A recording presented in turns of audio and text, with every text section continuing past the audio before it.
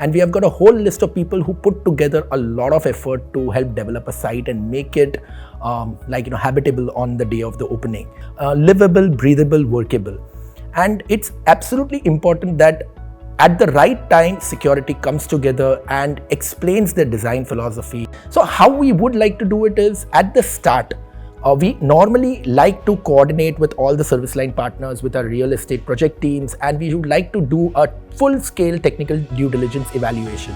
Khushru, my next question is, I wanted to understand, through the span of your career, you worked with companies from different industries. Now, each of these companies have different requirements. They come with different functions within their workspace.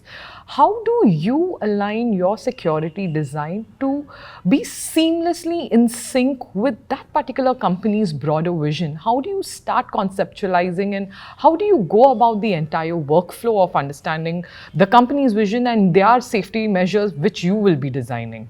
Very interesting question. It all starts with identifying who the stakeholders are. In almost all the real estate projects or any kind of project which involves real estate and workplace design, the stakeholder management is a very important aspect. So we map out our stakeholders. Our stakeholders include business leadership. The most important at any point of time happens to be the business leadership. And the goals and outcomes have to get aligned with the user perceptions.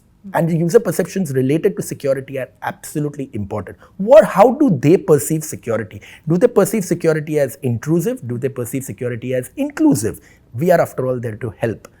Additionally, there are lots of stakeholders like workplace services, facilities teams, operations teams. They are the actual teams who take care of the sites after the handover of the projects happens. So we have to support in ensuring that their workload is spread out in a way that they understand how are they going to go about with in the steady state operations. We have to work with diverse set of stakeholders: architects, design build engineers, general contractors. So at any stage of time, at any time in the project, during construction phase or in the steady state operations, there are going to be a whole lot of stakeholders. So as I mentioned, stakeholder management is a very important aspect. It is important to spell out a security design philosophy in clear, crisp terminology, so that we understand what our expectations towards the site is, and everyone understands what we are doing is for the betterment of the site, and as well as we are taking care of the people, we are taking care of the assets, and we are taking care of the policies and the practices. So spelling out the security design philosophy is an absolute important element. Early stage discussion with all the stakeholders, as I mentioned, is a very, very, very important aspect. And from that point of view, I adopt personally a 4C model where I work very cohesively with the stakeholders: coordination, communication, and to avoid any kind of confusion. Security is something which needs to be integrated in the design approach rather than we need to enforce it upon anyone. Okay. Because at the end of the day, we are allies to each other. Facilities, securities, project teams, we are all working very closely towards it.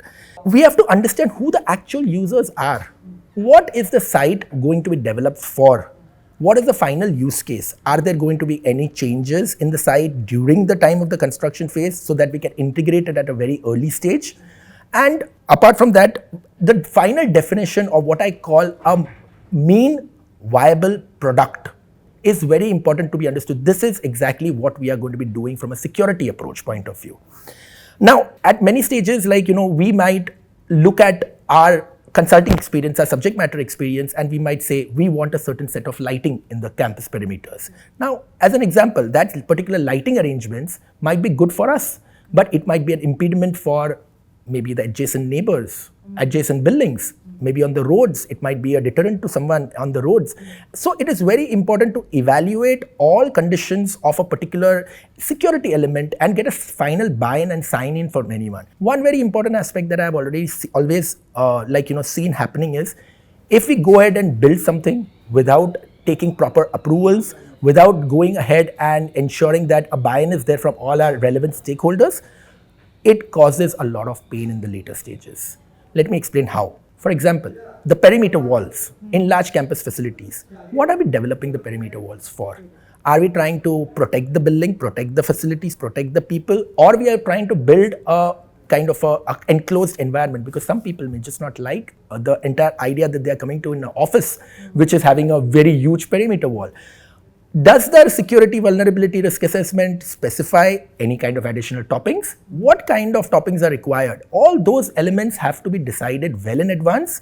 So I always adopt a philosophy where a picture speaks more than 1,000 words. So develop some 3D models, Revit diagrams, BIM models, and go through with the stakeholders and get their buy-in on what kind of, as an example, I mentioned a perimeter wall. What kind of perimeter wall would be suitable for the final outcome of the site?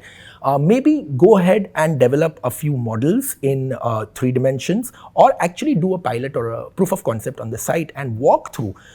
As I rightly mentioned, the only way to get this thing done is do it right the first time and adopt the policy of communicating and coordinating with all our stakeholders to develop fantastic workspaces in the future. Okay. Now for the final question, Khushru, you obviously work with several vendors across in the industry also, be it your manufacturers, suppliers, etc. One such brand is dormakaba. I just want to quickly understand what has been your experience and your thoughts about your collaboration with them. Since you've worked with them for several projects, what have your thoughts been on your experience with them?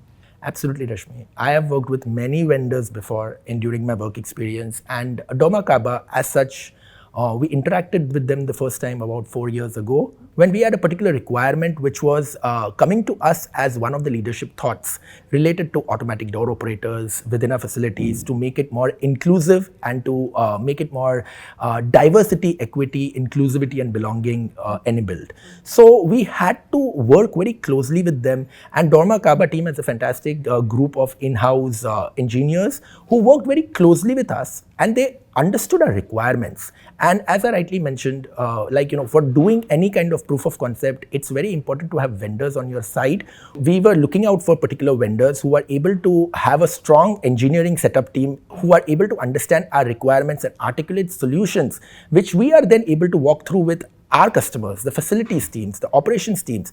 At the same point of time, it is very important to not just develop a product for our construction phase. We need to have viable, sustainable products which are low on OPEX overheads, operational expenditure overheads, so that we can do the service line agreements for the maintenance.